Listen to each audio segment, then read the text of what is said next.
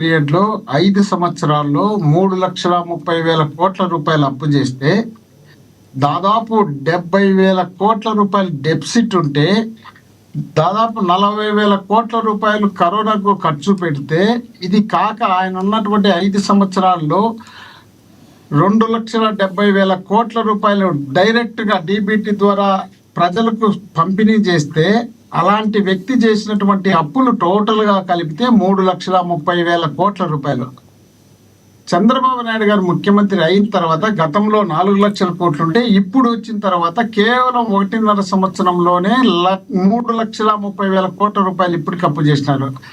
ఇంత దారుణమైన అప్పులు చేసినటువంటి చంద్రబాబు గారు ఆ రోజు జగన్మోహన్ రెడ్డి గారు ముఖ్యమంత్రిగా ఉన్నప్పుడు ఆయన చేసినటువంటి ప్రసంగంలో 14 లక్షల కోట్ల రూపాయలు జగన్మోహన్ రెడ్డి గారు అప్పులు చేసినారు. దీన్ని రాష్ట్రాన్ని శ్రీలంక లాగా చేస్తున్నారు, రాష్ట్రాన్ని అప్పుల రాష్ట్రంగా చేసి రాష్ట్రాన్ని సర్వనాశనం చేస్తున్నారు, ఆర్థిక విధ్వంసం చేస్తున్నారని చెప్పిన సంఘటనలు మన కళ్ళ ముందర ఎలక్షన్ నుండి నిన్న ఎన్నికల అయిపోయిన తర్వాత వరకు ఇప్పటికి కూడా ఆ విషయాన్ని అప్పుడప్పుడు మాట్లాడుతూనే ఉంటారు. ఆర్థిక విధ్వంసం సృష్టించినారు, అక్కడ నుండి మనం కోలుకున్న తర్వాత బయటకు వచ్చిన తర్వాత బ్రహ్మాండమైన పరిపాలన చేస్తున్నాం అనే విధంగా చెప్తున్నటువంటి సందర్భాలు మన కళ్ళ ముందర మనం ఎన్నో చూసినాం. కానీ కేవలం జగన్మోహన్ రెడ్డి గారు చేసినటువంటి అప్పులను అప్పుడంతా పోల్చుకుంటే కరోనా డెఫిసిట్ కు జగన్మోహన్ రెడ్డి గారు పెట్టిన ఖర్చులకు అంతా చూస్తే 2,10 కోట్లు అవుతుంది నాకు తెలిసి.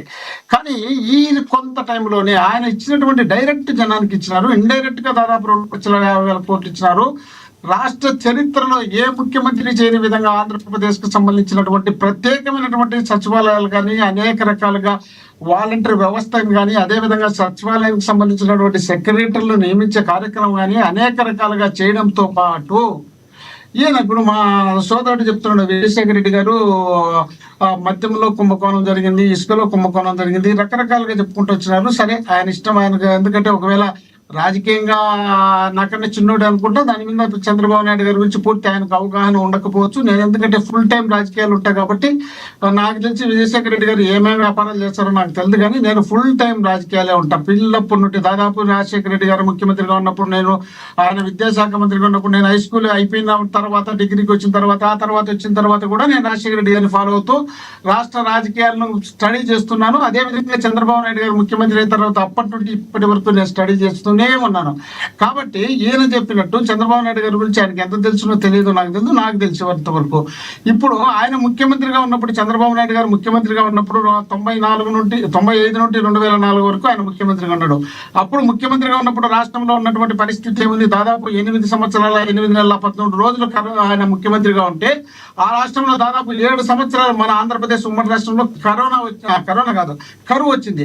ఆ కరువు వచ్చినప్పుడు రైతులు అనేక మంది ఆత్మహత్యలు చేసుకునే పరిస్థితి నుండి రైతులను కాపాడాలనే ఉద్దేశంలో రాజశేఖర రెడ్డి గారు అసెంబ్లీలో, అయ్యా రైతులు చనిపోతున్నారు, చనిపోయినటువంటి రైతులను కాపాడాల్సిన బాధ్యత వాళ్ళ కుటుంబాల్లో మనకుంది, ₹1,00,000 ఎక్స్గ్రేషియా ప్రకటించండి అయ్యా చంద్రబాబు నాయుడు గారిని అడిగితే ఆయన ఏమన్నాడు? రైతులకు మనం ఎక్స్గ్రేషియా ప్రకటిస్తే వాళ్ళు క్యూ కట్టుకొని చనిపోతారని చెప్పినటువంటి సందర్భం చంద్రబాబు నాయుడు గారు ఉంది.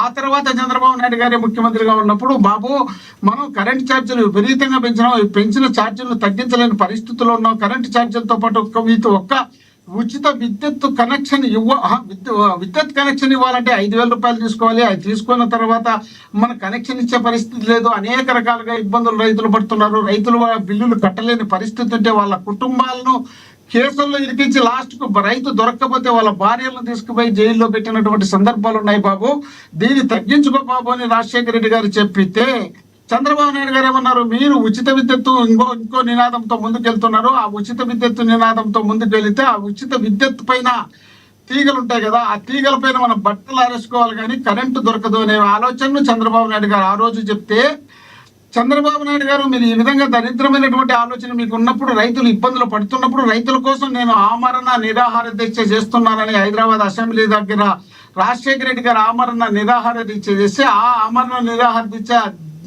భగ్నం చేయడం కోసం పొగ బాంబులు, బాష్ప వాయువులు ప్రయోగించినటువంటి సందర్భం చంద్రబాబు నాయుడు గారికి ఉంటే మీరు ఇదే విధంగా ఉన్నారు. కాబట్టి లాస్ట్కు నేను రైతులతో పాటు మీ దగ్గరకు వచ్చి ధర్నాలు చేస్తాను బాబు అని చెప్పి రాజశేఖర రెడ్డి గారు రైతులను తీసుకొని వచ్చి అసెంబ్లీ ముట్టడి చేయాలనే ఆలోచనలో రాజశేఖర రెడ్డి గారు వచ్చిన తర్వాత ఆ రైతులను పైన వాళ్ళని పిలిపించుకొని మాట్లాడాల్సిన బాధ్యత ఉన్నటువంటి ముఖ్యమంత్రి గారు చంద్రబాబు నాయుడు గారు వాళ్ళ పైన కాల్పులు జరిపితే 4 రైతులు చనిపోవడం జరిగింది సార్. ఇది చంద్రబాబు నాయుడు గారి చరిత్ర అప్పుడు అధికారంలో ఉన్నప్పుడు.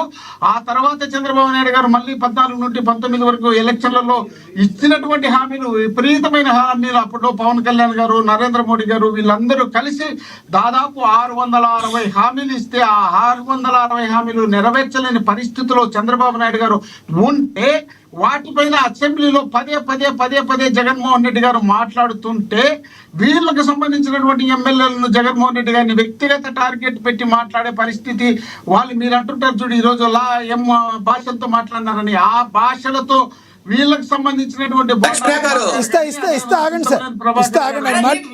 మన చర్చ దేని మీద సార్? మన చర్చ దేని మీద? ఓకే ఆయన మీకు 1995 నుంచి మాట్లాడదామా?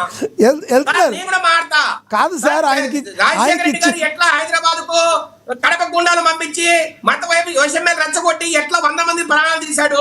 రాజారెడ్డి గారు ఎట్లా హత్య రాజకీయం చేశారు? మంగంపేటలో ఆయన సొంత పార్టీని ఎట్లా చంపేశాడు? ఎట్లా 100 మందిని హత్య చేశారు? ఇవన్నీ మాడమంటే నా దగ్గర చాలా చిట్టా ఉంది సార్. రైట్ నేను అంటున్నా సార్, మీరు 2014 నుంచి మాట్లాడండి. టాపిక్ లోకి వస్తున్నారు మీరు. కేవలం రాజకీయాలు మాట్లాడబోతున్నా. రైట్ టాపిక్ లో అంటే మాట్లాడండి సార్. రైట్ వ్యక్తిగత మాట్లాడితే చంద్రబాబు నాయుడు గారు మల్లెల బాబ్జీని ఎట్లా చంపించినారు, ఆ తర్వాత ఆయన దశరథరాముని ఎట్లా చంపించినారు, వాళ్ళ తమ్ముని ఎట్లా ఇంట్లో కట్టేసారు, ఎందుకయ్యా సమస్యలన్నీ ప్రభుత్వంలో.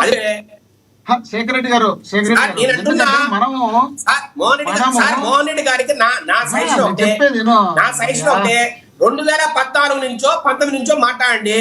ఎప్పుడో 99 లీటర్ జరిగింది, 91 లీటర్ జరిగింది సార్. ఇప్పుడు అవన్నీ చెప్పాను నేను మాట్లాడతా. రైట్ లక్ష్మణ గారు మాట్లాడండి సార్. లక్ష్మణ గారు, మోహన్ రెడ్డి గారు రైట్. మనము ఆంధ్రప్రదేశ్ పరిస్థితిని, ప్రస్తుత ముఖ్యమంత్రిని, గత ముఖ్యమంత్రిని గురించి పోల్చుకోవాల్సిన సందర్భం ఉన్నప్పుడు మనం మాట్లాడాలి కదా. ఇదే కదా మనం మాట్లాడుతుంది. నేను ఏ ఒక్క పార్టీ కన్నా విజయశేఖర్ రెడ్డి గారు మోహన్ రెడ్డి గారిని ఒక్కటే సూటి ప్రశ్న సార్. రాజశేఖర రెడ్డి గారితో మీకు ఏం సంబంధం? అదేంటి సార్, కాంగ్రెస్ ముఖ్యమంత్రి కాదు సార్. సోనియా గాంధీ గారు ముఖ్యమంత్రి పదవి ఇచ్చారు. కాదు సార్, రాజశేఖర్ రెడ్డి గారికి జగన్మోహన్ రెడ్డి గారికి సంబంధం ఉంటుంది, ఎన్టీ రామారావు గారికి చంద్రబాబు గారికి సంబంధం ఉంటుంది. లేకుండా ఎలా ఉంటుంది? ఆగండి సార్ మీ సమయంలో మీరు మాట్లాడారు కదా. కాదు సార్, ఒకటి శేఖర్ రెడ్డి గారు మీరు మాట్లాడినప్పుడు శేఖర్ రెడ్డి గారు ఒక్క మాట వినాలి. కాదు సార్, మీరు మాట్లాడిన శేఖర్ రెడ్డి గారు మీరు మాట్లాడినప్పుడు ఆయన మాట్లాడలేదు కదా, మధ్యలో అడ్డుపడలేదు. ఆయన మాట్లాడకపోతే ఆయన టైమే వేస్ట్ అవుతుంది. టైం అయిపోయిన తర్వాత అక్కడ ఆపుతాం. మీరు ఆగండి దయచేసి ఆగండి. ఆయన ఏదో మీకు చెప్పే ప్రయత్నం చేశారు. ఓకే, టాపిక్ మీద వెళ్తారు. మళ్ళీ ఇంతసేపు మీరు మాట్లాడితే మీరే మాట్లాడినట్టు. ప్లీజ్ మోహన్ రెడ్డి గారు కంటిన్యూ చేయండి ప్లీజ్. టాపిక్ మీద ఒక